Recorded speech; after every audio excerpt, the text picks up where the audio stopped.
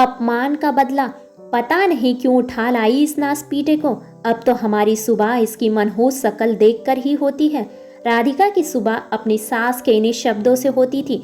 जिस दिन से राधिका राघव को अपने घर लेकर आई थी, उसी दिन से उसकी सास की आंखों में वो लड़का खटकता था। राधिका घर संभालने के साथ साथ अपना छोटा सा केटरिंग का काम भी संभालती थी। उसके घर में पति, सास और बेटी के अलावा एक नौकरानी भी थी। यूं तो उसको कोई तकलीफ नहीं थी अपने पति और सास से, पर राघव के आने से उनका व्यवहार बदल गया था। वो दोनों राघव को तिरस्कार की नज़र से देखते थे और बात बात पर जलील भी करते थे। राधिका से भी अब नाराज रहते थे। मौका देखकर उसको भी कुछ न कुछ सुना ही देते थे। उनकी 6 साल की बेटी रिया राघव को देखकर बहुत खुश हुई थी और उस 10 साल के बच्चे को पहली ही बार में राघव भैया मान लिया था। राघव उसी दिन से उसको छोटी बहन की तरह प्यार करता और उसका बहुत ध्यान रखता था।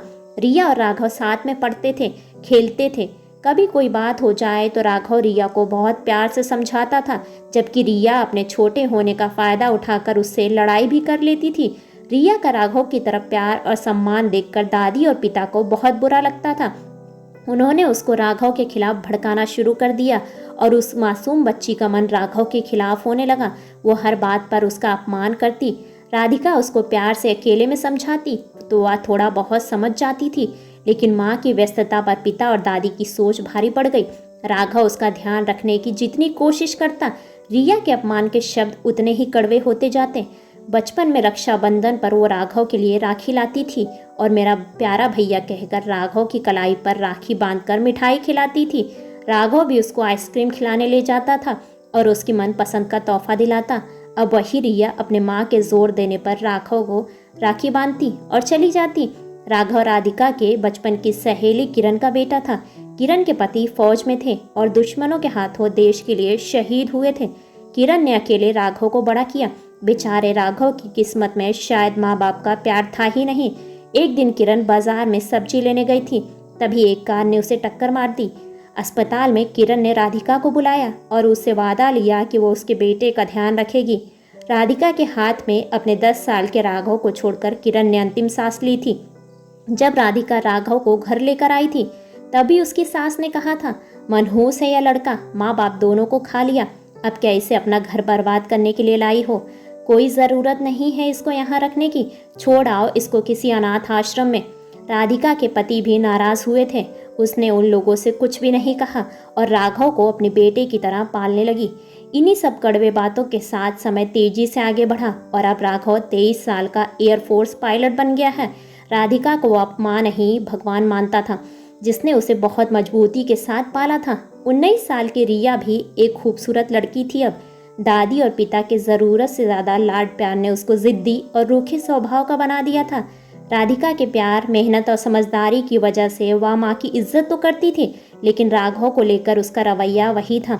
एक दिन रिया ने घर में बताया कि उसको किसी सहेली के घर जाना है और वह रात को वहीं पर रुकेगी। दादी और पिता को कोई मतलब नहीं था। राधिका का मन पूरी तरह से मान नहीं रहा था, पर रिया ने उनकी बात नहीं मानी और अपनी बात मनवाकर जबरदस्ती चली गई। राघव घर पर ही था और सब सुन रहा था। वह रिया के सब दोस्तों को जानता भी था और उन्हें बिल्कुल पसंद नहीं करता था। वह सब बिगड़े हुए बच्चे थे। शाम को रिया जब घर से निकली तो राघव ने उसका पीछा किया। उसने रिया को एक घर में जाते हुए देखा। वह खिड़की से झांकता है तो देखता है कि गिनती के कुछ लड़के और लड़कियां ही हैं और कोई नहीं है। उसको कुछ ठीक नहीं लग रहा था तो वह वहीं पर छुप कर बैठ गया। रिया दोस्तों के साथ नाच रही थी। तभी राघव ने देखा कि एक लड़का उसकी ड्रिंक में कोई दवाई मिला रहा है। राघव इन सब का वीडियो बना रहा था। उसने देखा कि रिया को थोड़ी देर बाद चक्कर आने लगा। वह लड़का रिया को कमरे में ले गया और बेहोशी की हालत में रिया को पलंग पर लिटा दिया। जैसे ही उसने रिया के कपड़ों को छुआ, राघव ने उस पर हमला कर दिया और बहुत मारा। वह पहले ही पुलिस को उस पार्टी की खबर दे चुका था, इसीलिए पुलिस वक्त रहते ही आ गई और उस लड़के को पकड़ कर ले गई। राघव ने किसी तरह से मिन्नत करके पुलिस को रिया को ले जाने से रोका। जब तक रिया को होश नहीं आया वहीं पर बैठा और माँ से झूठ बोलता रहा कि रिया अपनी सहेली के घर पर ही है। जब रिया को होश आया तब राघव ने उसको सारा वीडियो दिखाया।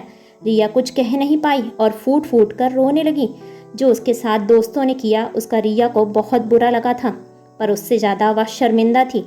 बचपन से अब तक जिस राघव को उसने दादी और पिता के कहने पर घड़ी घड़ी अपमान किया था, उसी राघव ने आज सही मायने में भाई का फर्ज निभाया था।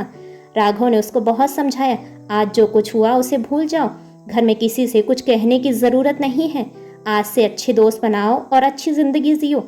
राधिका ने घंटी बजने पर दरवाज़ा खोला तो रिया और राघव साथ में खड़े थे। उसको थोड़ा ताज्जुब ज़रूर हुआ, पर खुशी भी बहुत थी कि शायद रिया का मन बदल गया है और अब दोनों भाई बहन के बीच में प्यार है।